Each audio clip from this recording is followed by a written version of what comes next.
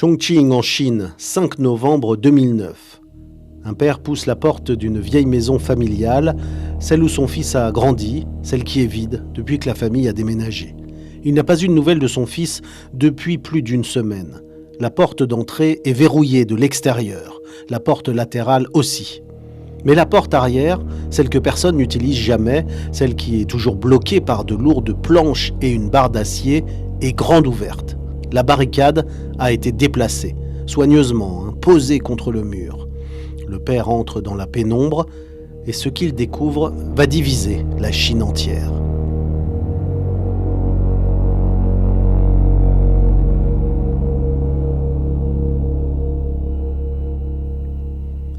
Suspendu aux poutres, le corps de son fils de 13 ans. Les poignets attachés à la poutre, les mains et les pieds ligotés. 12 nœuds parfaits sur chaque membre. Entre ses pieds, un lourd poids en fer.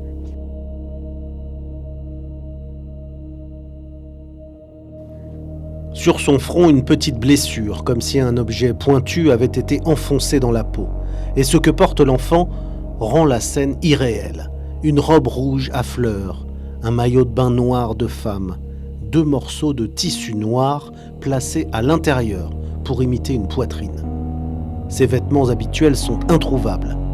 C'est l'affaire du garçon en rouge, l'un des mystères non résolus les plus troublants de la Chine moderne.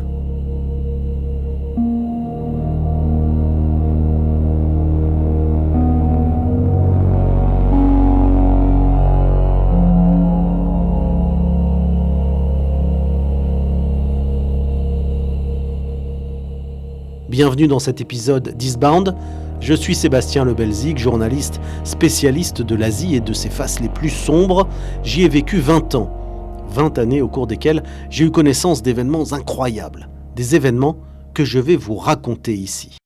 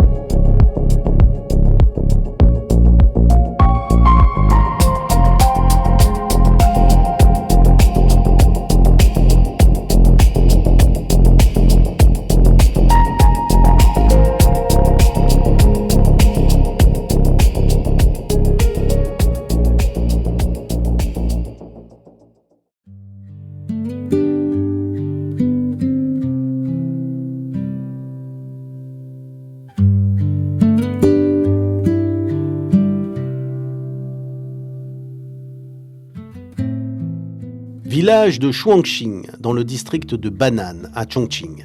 3000 habitants, une communauté rurale traditionnelle, au milieu des collines. Les voisins se connaissent tous depuis plusieurs générations. Les fêtes rassemblent tout le village. Les croyances anciennes persistent. C'est ici que naît et grandit Kwang Zo-jun. En 1996, ses camarades l'appellent simplement Jun. Un garçon calme, introverti, obéissant, bon élève en classe. Mais Jun est ce que l'on appelle en Chine un enfant laissé derrière.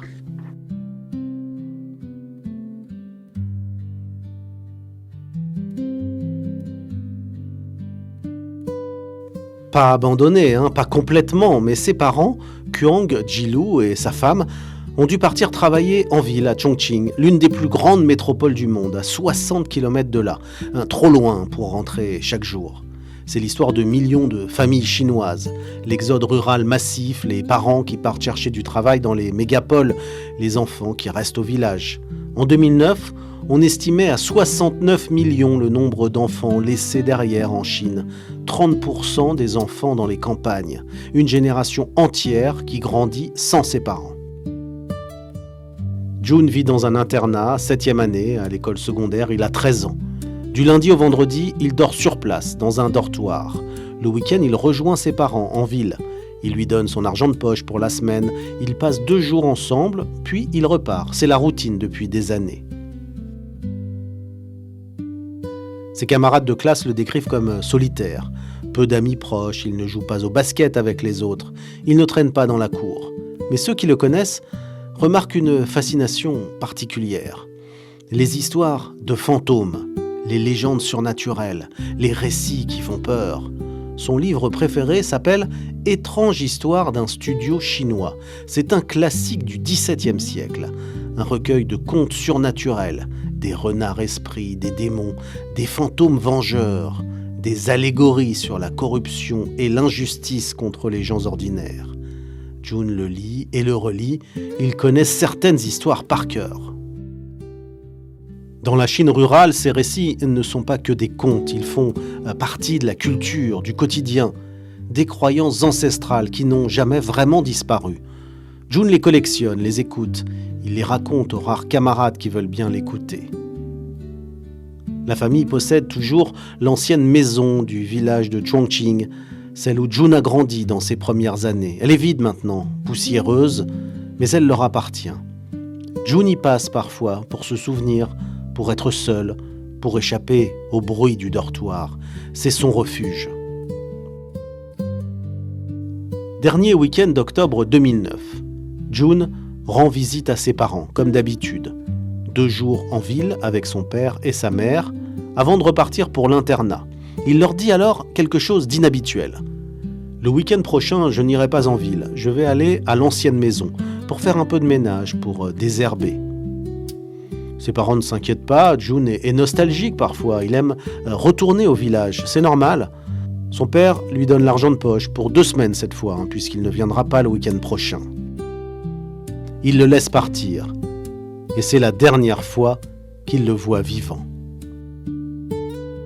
Les jours passent, le téléphone portable de Jun ne répond plus. Batterie déchargée, pensent les parents, ou peut-être cassée. Le père ne peut pas vérifier, son propre téléphone est en panne.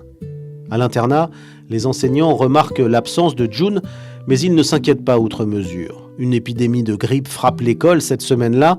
Plus de 30 élèves sont absents. Jun est probablement malade lui aussi. Personne ne contacte la famille. Une semaine entière passe. Le 3 novembre, le week-end suivant, les parents s'attendent à voir Jun arriver. Mais il ne vient pas. Alors ils commencent à s'inquiéter. Le père essaie d'appeler à nouveau, toujours rien. Le 5 novembre, ils appellent enfin l'école. Il emprunte le téléphone d'un voisin pour cela. Le directeur lui dit la vérité. Jun n'est pas revenu depuis plus d'1 semaine. Depuis le lundi 26 octobre exactement. Le père panique, il se précipite immédiatement vers l'ancienne maison du village.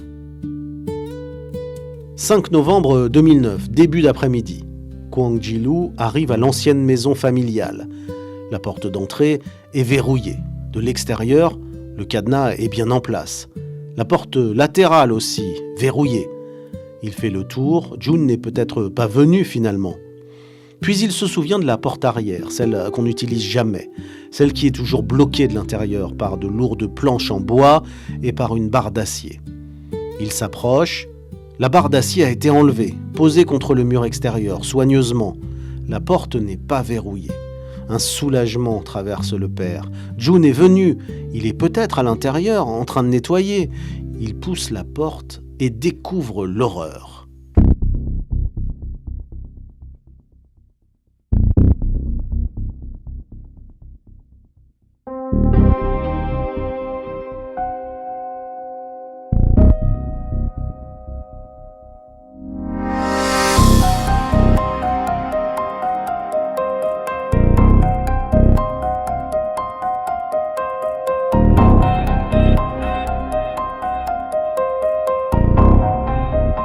Entre ses pieds pend un lourd poing en fer, environ 20 kilos. Sa tête est inclinée vers le haut, figée dans cette position contre nature.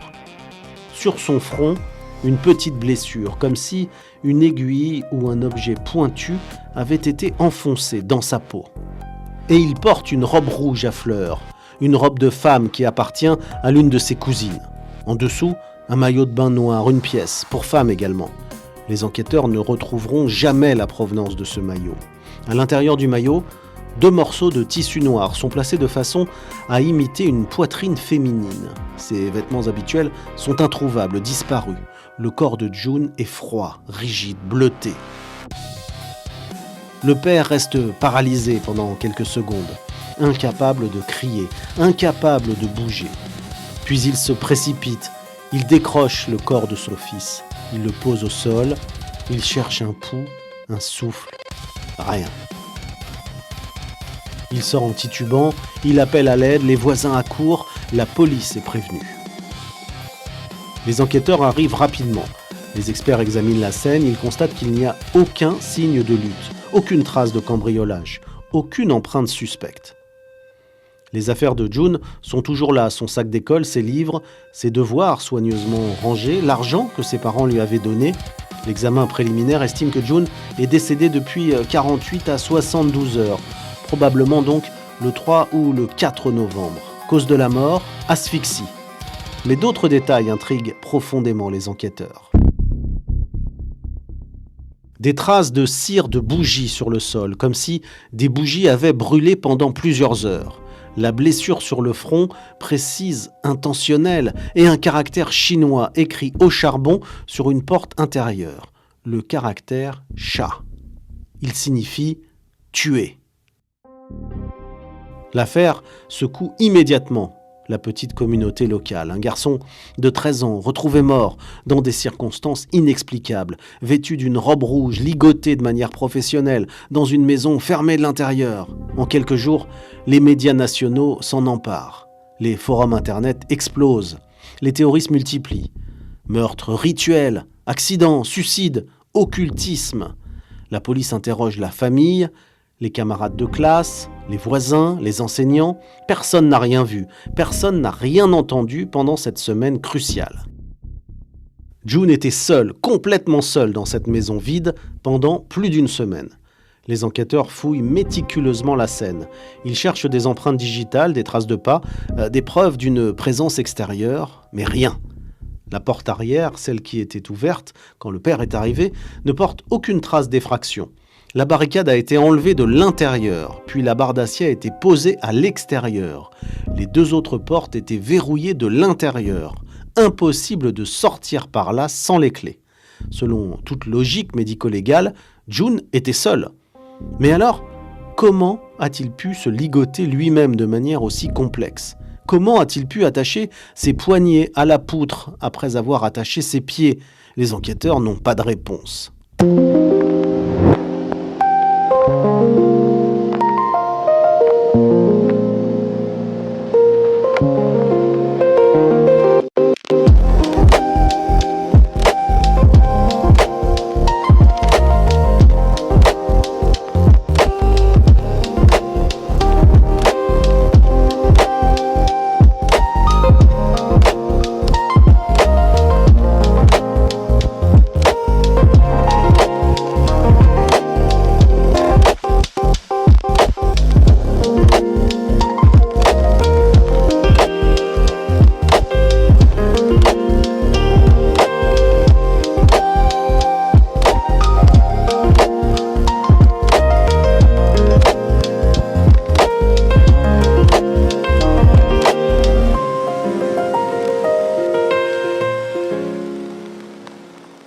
Ils interrogent les camarades de classe de June. Certains révèlent un détail troublant. June avait déjà porté des vêtements féminins auparavant, dans le dortoir, en secret. Il aurait essayé une robe, une fois, peut-être deux. Ce témoignage oriente l'enquête dans une direction particulière. Les experts consultés parlent d'asphyxie auto-érotique, une pratique dangereuse qui consiste à s'étouffer pour augmenter le plaisir sexuel. Plusieurs adolescents meurent chaque année de cette pratique. Mais les détails ne collent pas exactement. Les 12 nœuds, le poids, la blessure au front, le caractère tué écrit au charbon. 5 décembre 2009, soit un mois après la découverte du corps. La police de Chongqing tient une conférence de presse. Sa conclusion ? C'est une mort accidentelle. Selon les enquêteurs, June serait mort lors d'une activité liée à une superstition personnelle qui aurait mal tourné. Aucun élément criminel n'a été identifié. L'affaire est donc classée. La famille est sous le choc, le public est confus. Quelle activité exactement ? Quelle superstition ? Sous une pression médiatique intense, la police précise quelques jours plus tard asphyxie sexuelle accidentelle. Selon eux, June aurait exploré des pratiques auto-érotiques dangereuses, en secret, seul, dans un espace qu'il considérait comme sûr et isolé. La robe rouge, une forme de travestissement lié à cette pratique. Les nœuds complexes, June aurait pu les apprendre, les pratiquer, les perfectionner. Le poids alors, pour augmenter la pression, la restriction. Les blessures au front et le caractère tué. Des éléments inexpliqués, mais non criminels. Pour la police, l'affaire est close. June est mort par accident. C'est une tragédie privée et embarrassante. Pour la famille, cette explication est insupportable, inacceptable. Pour le public chinois, elle soulève bien plus de questions qu'elle n'en résout. Sur les forums chinois et les réseaux sociaux, l'affaire explose littéralement. Des milliers de commentaires, des dizaines de milliers, des millions de vues, des théories se construisent, s'affrontent, se raffinent. Question numéro 1, comment un garçon de 13 ans aurait-il pu se ligoter lui-même de manière aussi complexe ? 12 boucles parfaites sur chaque membre, des nœuds identiques, symétriques. Les experts en bondage, interrogés par les médias, disent que c'est techniquement possible, mais extrêmement difficile, même pour un adulte expérimenté. Et June n'avait que 13 ans, sans aucune expérience. Question numéro 2, comment a-t-il pu accrocher ses poignets à la poutre tout en étant déjà attaché ? La logique veut qu'il ait d'abord attaché ses pieds, puis ses mains, puis qu'il ait accroché ses poignets à la poutre. Mais comment faire cela physiquement ? Comment grimper sur un tabouret avec les pieds ligotés et un poids de 20 kg ? Aucun tabouret n'a été retrouvé sous le corps. Rien qui puisse avoir servi d'appui. Question numéro 3. Pourquoi porter une robe rouge ? Pourquoi les morceaux de tissu imitant une poitrine ? Si c'était vraiment de l'asphyxie sexuelle, pourquoi ces détails précis ? Pourquoi le rouge en particulier ? Dans la culture chinoise, le rouge a une signification très spéciale. C'est la couleur du bonheur, des mariages, mais aussi du sang et des sacrifices. Question numéro 4. Pourquoi la blessure sur le front ? Pourquoi le caractère « tué » écrit au charbon ? Ces éléments n'ont aucun lien avec l'asphyxie sexuelle, aucun. Ils ressemblent davantage à des marqueurs rituels, à des symboles. Question numéro 5. Pourquoi la porte arrière, toujours barricadée, était-elle grande ouverte ? Si June était seul, s'il était mort à l'intérieur, qui a posé la barre d'acier à l'extérieur ? La police dit que June a pu le faire avant d'entrer, mais pourquoi ? Les internautes refusent la version officielle. Ils accusent la police de dissimulation, de vouloir classer rapidement une affaire gênante, politiquement sensible. D'autres suggèrent un meurtre déguisé en accident, peut-être un proche, peut-être un inconnu. Une théorie mentionne le demi-frère de June, l'enfant du premier mariage de sa mère. Mais la police affirme qu'il a un alibi solide. Mais une troisième théorie émerge, plus sombre, plus troublante. Une théorie qui va transformer l'affaire en légende urbaine.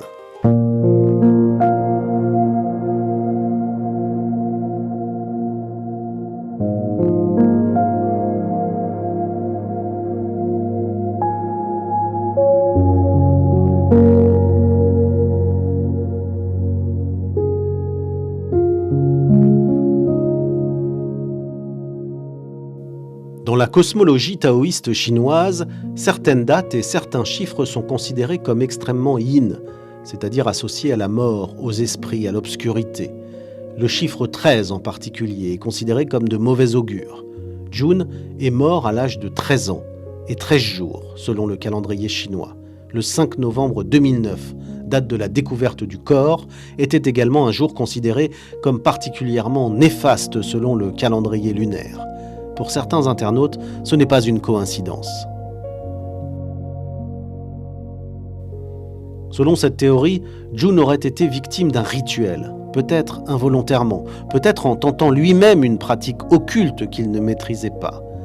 Ou peut-être, et c'est la version la plus sombre, qu'il aurait été sacrifié par quelqu'un pratiquant la magie noire.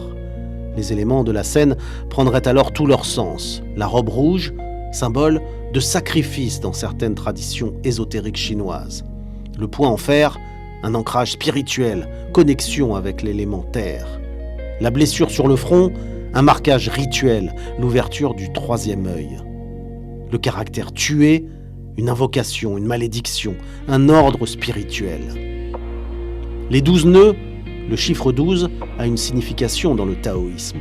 12 branches terrestres, 12 heures doubles du jour.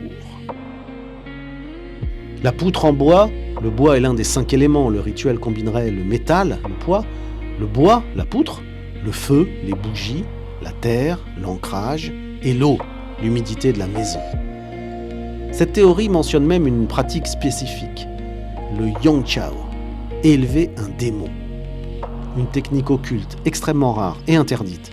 Elle consisterait à sacrifier un enfant pour créer un esprit serviteur, un fantôme contrôlé par le pratiquant. Selon certaines croyances, la victime doit mourir dans des conditions spécifiques, à un âge précis, à une date précise, dans une tenue précise. Et June correspondrait à tous ces critères. Cette théorie n'a jamais été prouvée. Elle repose sur des croyances, des coïncidences, des superstitions. Mais elle s'est répandue comme une traînée de poudre sur l'Internet chinois. Des milliers de gens y croient ou veulent y croire. Certains affirment même connaître l'identité du pratiquant, un sorcier de la tradition Maoshan, quelqu'un du village. Mais aucune preuve n'a jamais été apportée. L'affaire du garçon en rouge est devenue une légende urbaine, un mythe moderne. En 2016, un film d'horreur chinois inspiré de l'affaire sort en salle. Il présente June comme une victime d'un rituel satanique. Des youtubeurs visitent la maison abandonnée. Ils filment, ils racontent des histoires de voix, d'apparitions. Des gens prétendent avoir vu le fantôme de June, une silhouette en robe rouge qui apparaît la nuit. La frontière entre réalité et fiction s'est complètement effacée. L'histoire vraie de Kuang the Jun a été absorbée par la culture populaire, déformée, amplifiée, mythifiée. L'enquête, elle, n'a jamais été rouverte. La police de Chongqing maintient sa conclusion. Mort accidentelle par asphyxie auto-érotique. La famille n'a jamais obtenu les réponses qu'elle cherchait, jamais obtenu justice pour leur fils, Jun. Le père, Kuang Jilu, refuse de parler aux médias, il refuse de retourner sur les lieux du crime. L'ancienne maison du village est aujourd'hui complètement abandonnée, personne n'y vit et personne n'ose y entrer. Les voisins murmurent que la maison est hantée, que des bruits étranges s'en échappent la nuit, des gémissements, des pleurs d'enfants. Personne ne veut l'acheter et personne ne veut la démolir. Elle reste là, vide, silencieuse, en ruine, comme un tombeau. Les fenêtres brisées, les murs couverts de mousse, la porte arrière qui grince dans le vent. Un monument involontaire à un mystère toujours pas résolu.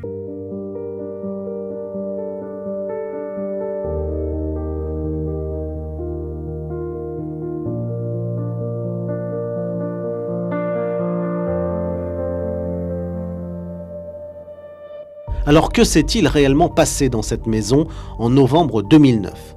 La vérité est que personne ne le sait et que cette affaire du garçon en rouge restera l'un des plus grands mystères de la Chine contemporaine.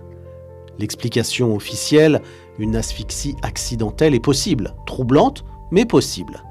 Des adolescents de 13 ans peuvent avoir des pratiques sexuelles étranges, ils peuvent aller trop loin sans comprendre le danger. Les nœuds complexes peuvent s'apprendre, YouTube existe, les forums existent. La robe rouge peut être liée à cette exploration, au travestissement, à une identité de genre complexe. Cette explication est rationnelle, médicale, basée sur des cas similaires à travers le monde. Mais elle ne répond pas à toutes les questions. La blessure au front, le caractère tué, la porte arrière. La théorie du meurtre reste plausible. Un proche, un inconnu, quelqu'un qui connaissait June, qui connaissait la maison, qui aurait mis en scène un accident, qui aurait ligoté June et qui l'aurait tué, puis qui serait parti par la porte arrière en posant la barre d'acier à l'extérieur pour brouiller les pistes. Mais sans preuve matérielle, cette théorie ne mène nulle part. Aucune empreinte, aucun témoin, aucun mobile clair. La théorie occulte, elle, appartient au domaine des croyances. Elle reflète les peurs d'une société déchirée entre modernité et traditions anciennes. Elle montre comment les Chinois ruraux, même au XXIe siècle, même à l'ère d'Internet, conservent une vision du monde où le surnaturel existe, où les esprits sont réels, où la magie noire fonctionne. Pour beaucoup, cette explication est plus satisfaisante que la version officielle, plus cohérente avec tous les détails étranges de l'affaire. Mais elle reste une croyance, pas une preuve. La seule vérité, c'est qu'un garçon de 13 ans est mort, seul, dans une maison vide, dans des circonstances qui défient toute logique. Sa famille méritait des réponses, elle n'en a jamais eu. L'affaire du garçon en rouge n'est pas seulement une tragédie personnelle, elle reflète les failles d'un système. L'isolement des enfants laissés derrière par l'exode rural massif. 69 millions d'enfants chinois grandissent sans leurs parents. 69 millions! Jun était l'un d'eux, seul, dans un internat 5 jours par semaine, seul dans ses pensées, seul avec ses livres de fantômes. Combien d'autres enfants souffrent en silence? Combien développent des problèmes psychologiques sans que personne ne s'en aperçoive? Et puis il y a la responsabilité des autorités. Pourquoi l'école n'a-t-elle pas contacté les parents plus tôt? Pourquoi une semaine d'absence est-elle passée inaperçue? Pourquoi la police a-t-elle conclu si rapidement? Pourquoi n'a-t-elle pas approfondi certaines pistes? Est-ce de la négligence ou un désir de classer rapidement une affaire embarrassante? L'affaire du garçon en rouge montre en tout cas que malgré la modernisation rapide de la Chine, malgré les gratte-ciel et les smartphones, les anciennes croyances persistent dans les campagnes, dans les esprits, dans les peurs collectives. Et peut-être que c'est normal, peut-être que face à l'inexplicable, l'être humain a toujours besoin de récits, de sens, même surnaturels. Alors, accident, meurtre, rituel, chacun choisit l'explication qui correspond à sa vision du monde. Kwang avait 13 ans, il aimait les histoires de fantômes, il vivait loin de ses parents, il était seul, sa mort a divisé la Chine entre ceux qui croient à la version officielle, ceux qui y voient une dissimulation et ceux qui y voient quelque chose de plus sombre encore. C'est le véritable mystère du garçon en rouge. C'était Eastbound. Si cet épisode vous a intéressé, si vous voulez découvrir d'autres aspects méconnus de l'Asie, des histoires parfois effrayantes, alors abonnez-vous. À la semaine prochaine et prenez soin de vous.